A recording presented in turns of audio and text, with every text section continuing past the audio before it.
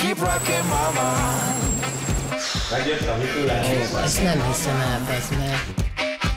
You keep rocking mama.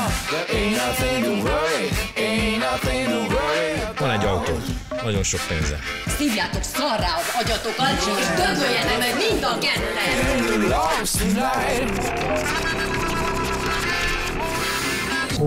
Nagyjából 10 millióig.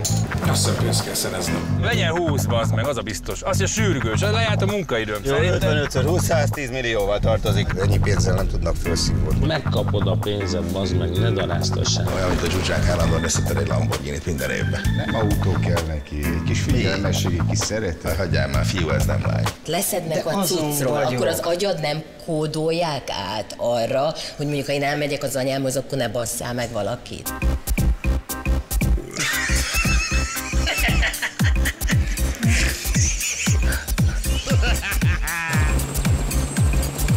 Több mint 100 millió van benne. Tehát bazd meg, ez egy páncélautó. Ez Rambókra, bazd meg, Rambó 13. Megvan a kis csapat, legyél itt a környéken, nagy kocsival van, tolószék, meg minden, viszem a fél kórházat.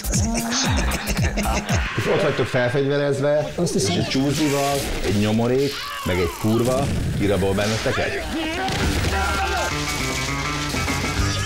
300 millió forint volt abban a szállítmányban. Kik voltak? Hol vannak? Hol van a pénzem? De ez a munkához suttogós kell, jó?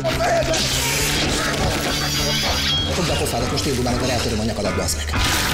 Mókusös, Ben Hurt játszik?